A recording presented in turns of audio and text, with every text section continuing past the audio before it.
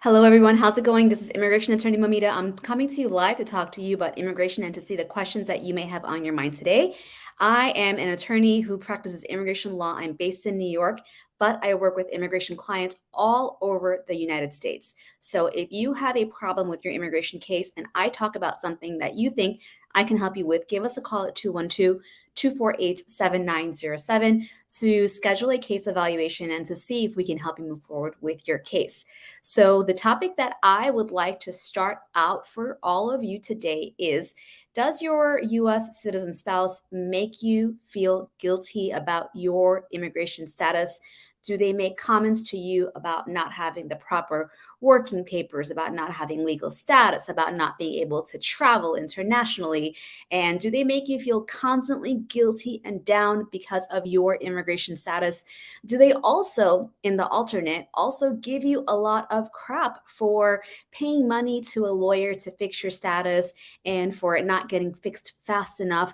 Do they blame you and make you feel like it's your fault, even though it's completely out of your control?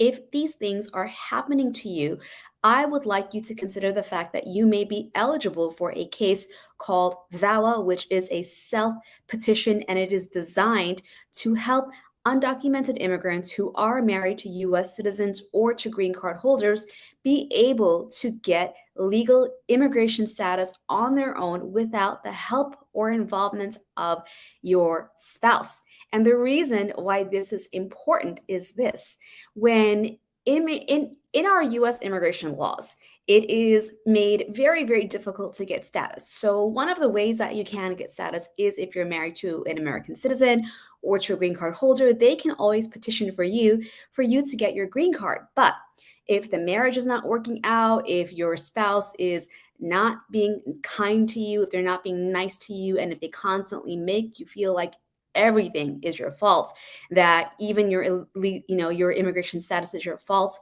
um, if they threaten to divorce you, or if they say things to you like, "You only married me for the papers," or you better do what I say, or if you don't do what I say, I'm going to file for a divorce and you're not going to be able to get your papers.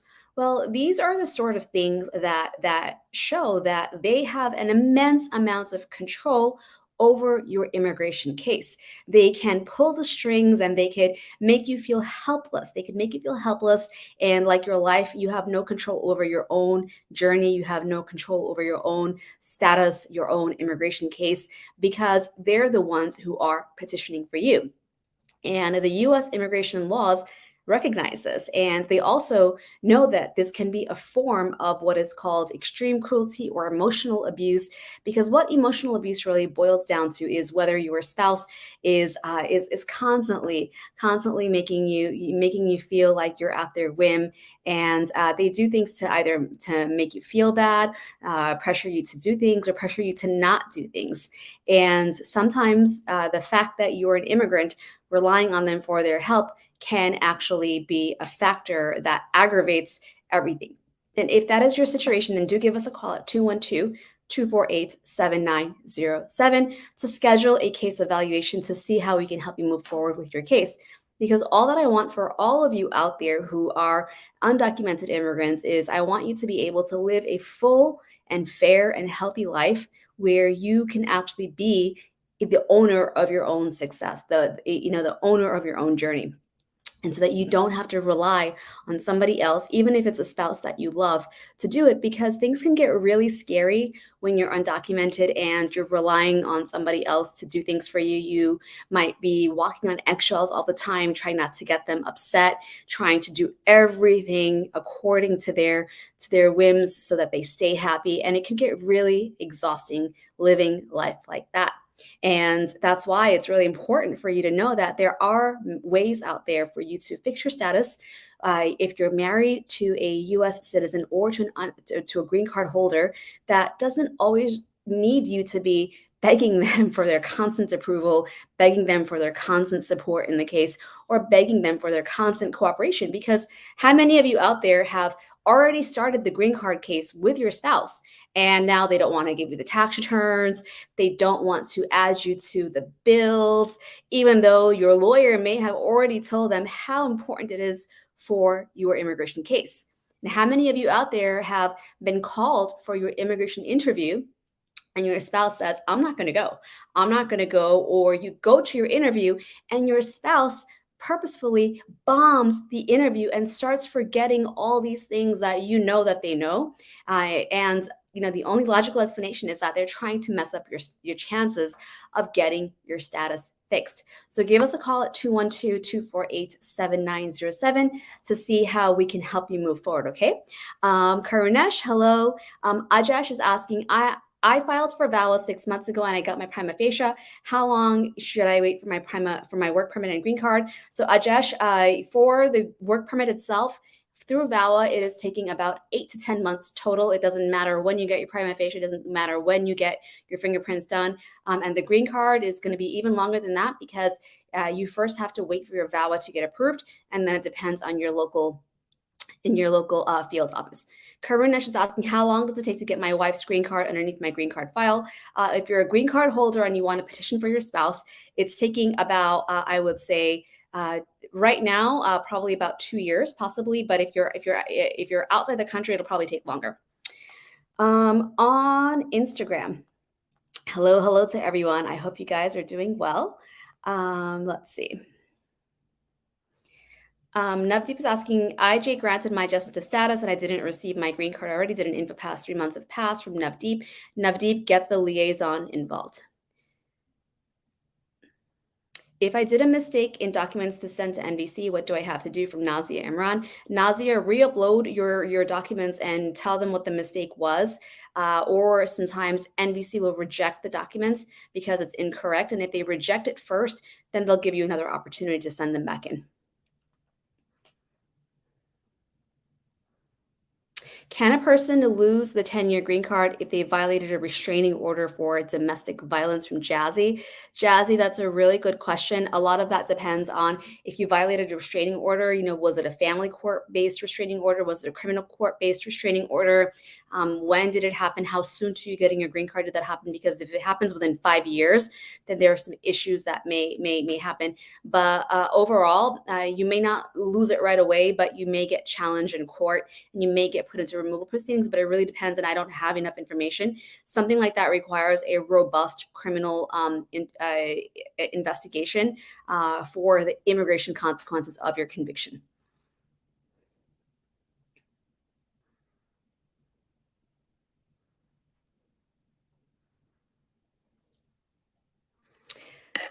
I just got a DWI and I cleared. When can I apply for citizenship? I would say that really depends on whether you actually got the DUI dismissed. I would say if it wasn't dismissed, then you should probably wait a full 5 years. But definitely get your case checked out by an immigration attorney. How long does it take to get a work permit after marriage? From Shervan Jump. Shervan, I would say depending on what type of case that you do, if you're doing a VAWA case or even a joint marriage adjustment of case, adjustment of status case, usually the work permit is going to take between anywhere from 6 to 10 months. When self-filing for yourself, can you use your husband's last name on the forms instead of yours, or do you have to do a legal name change first?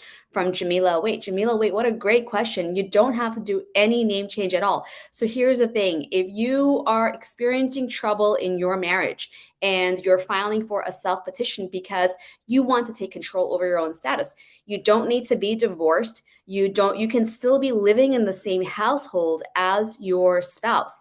So you don't even have to be separated and you don't have to change your name.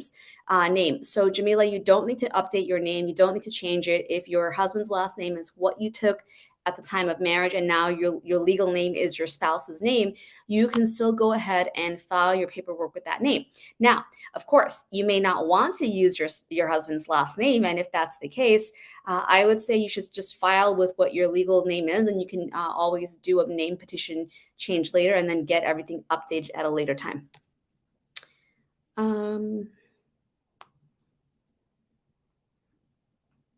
Can you talk a little bit about the I-751 from Sabina Aki? Sabina, yes. Thank you so much for that question. So, what is the I-751? It is an application that you have to file if you have a 2-year conditional residency card. And you would get a 2-year conditional residency card when you get your green card through your spouse who is petitioning for you and they are a US citizen and you got married to them, but your marriage is less than 2 years at the time that you get approved for your card. So before your card expires, you have to file an I-751. And this is usually a joint petition. So immigration just wants you to jump through another hoop because they just don't, they're very, very anxious about marriage fraud. That's why they make you jump through so many hoops. They first limit your card from 10 to 2, and then you still have to make another application to get to the 10-year card. And usually your spouse who petitioned for you also has to join into this application with you. But what happens if you're separated, if you got divorced, or your spouse is hurting you or telling you that they no longer want to help you file? Well, Sabina, you may have the opportunity to file your I-751 by yourself and request a waiver of that joint requirement so your spouse does not have to file with you. And the way that we do this, and I have done hundreds of these in my office successfully through either the divorce waiver, like if you and your partner got divorced, we can request a waiver based upon divorce. But for this, you do need to have a final certificate of divorce. So what happens if you don't have a final certificate of divorce? You're separated and you can't file. Well, give us a call, Sabina, at 212-248-7907, because you may be eligible for a different waiver called the extreme cruelty and battery waiver. Because what I have frequently seen in cases where you're separated, your spouse they refuse, even though you're still legally married and you fell in love and you got married in the first place, they just refuse to help you. And to me, that is a sign. It is an indication that something else may have been happening in your relationship that is hurtful to you. And if that is the case, then I would love to help you with your case. So give us a call, okay? It's been 4 months of my citizenship interview. I still didn't get a decision. Lucky.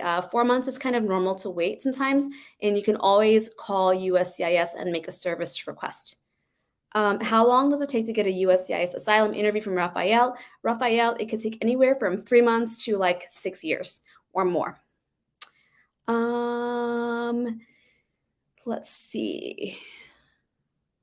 Please choose a better family-friendly title from Shua. Shua, I'm sorry, I'm talking about the real-life problems that immigrants go through, so my title is pretty friendly.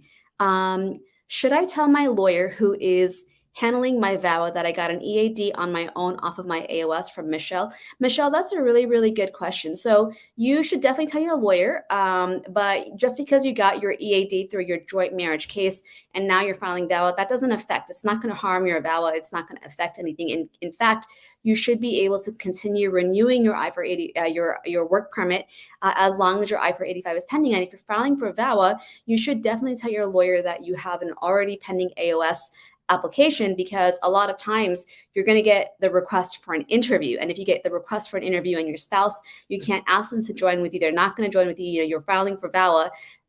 You have to notify the field office so that your I-485 doesn't get denied. And you have to start that application over again. Okay.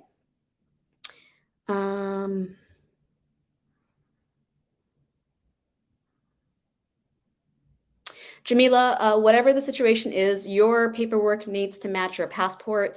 And if your birth certificate doesn't match your other documents, then you have to figure out, you have to disclose everything. And you also might want to take a look at why that is.